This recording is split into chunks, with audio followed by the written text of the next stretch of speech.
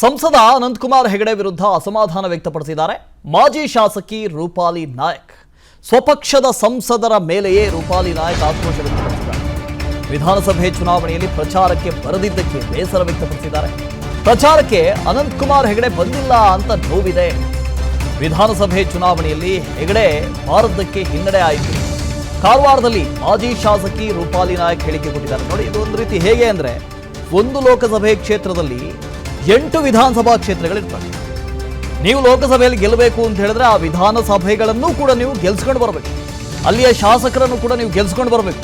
ಆದರೆ ಇಲ್ಲಿ ಉತ್ತರ ಕನ್ನಡ ಲೋಕಸಭಾ ಕ್ಷೇತ್ರದಲ್ಲಿ 8 ವಿಧಾನಸಭಾ ಕ್ಷೇತ್ರಗಳಿದ್ರೂ ಅಲ್ಲಿನ ಹಾಲಿ ಸಂಸದರು ಅನಂತಕುಮಾರ್ ಹೆಗಡೆ ಈ ಹಿಂದೆ ವಿಧಾನಸಭೆ ಚುನಾವಣೆ ಸಂದರ್ಭದಲ್ಲಿ ಪ್ರಚಾರಕ್ಕೆ ಬರಲಿಲ್ಲ, ಪಕ್ಷದ ಪರವಾಗಿ ಪ್ರಚಾರನೇ ಮಾಡಲಿಲ್ಲ. ಅದಕ್ಕೋಸ್ಕರ ನಾವು ಸೋತೆ ಅಂತ ಮಾಜಿ ಶಾಸಕಿ ಹೇಳಿದ್ದಾರೆ.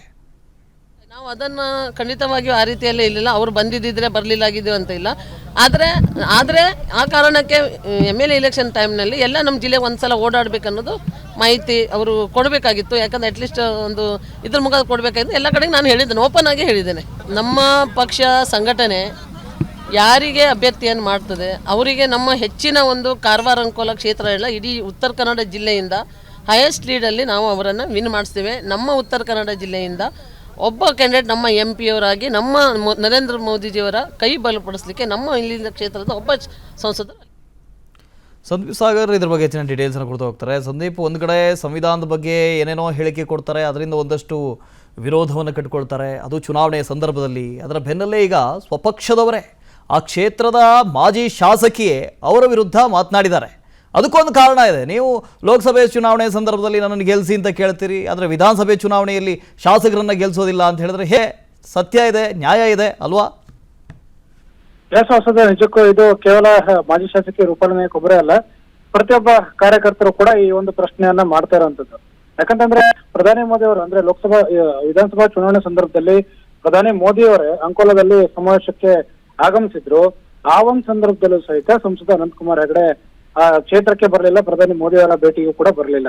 ಹೀಗಾಗಿ ಈ ಒಂದು ಚುನಾವಣೆ ನಡೆದಂತ ಸಂದರ್ಭದಲ್ಲಿ ಉತ್ತರ ಕನ್ನಡ ಜಿಲ್ಲೆಯ 6 ಕ್ಷೇತ್ರಗಳ ಪೈಕಿ 4ರಲ್ಲಿ BJP ನೆಲಕಚ್ಚಿತ್ತು.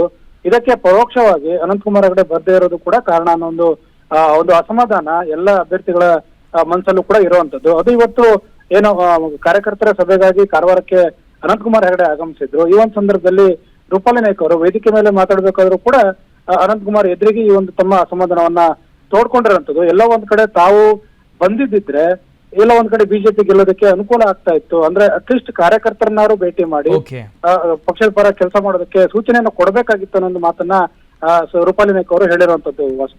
Okay, thank you Sandeep. ಅನುಕ್ಷಣದ ಸುದ್ದಿಗಳಿಗಾಗಿ Vistara news YouTube channel subscribe ಮಾಡಿ. ಹೊಸ ಸುದ್ದಿಗಳ ನೋಟಿಫಿಕೇಶನ್ಗಾಗಿ ಬೆಲ್ ಐಕಾನ್ ಕ್ಲಿಕ್ ಮಾಡಿ. ಲೇಟೆಸ್ಟ್ ಅಪ್ಡೇಟ್ಸ್ಗಾಗಿ www.vistaranews.com ವೆಬ್ಸೈಟ್ಗೆ ವಿಸಿಟ್ ಮಾಡಿ. ಅಂಗೈಯಲ್ಲೇ ಜಗತ್ತಿನ ಸುದ್ದಿ ತಿಳಿಯಲು Vistara news Kannada app download ಮಾಡಿ.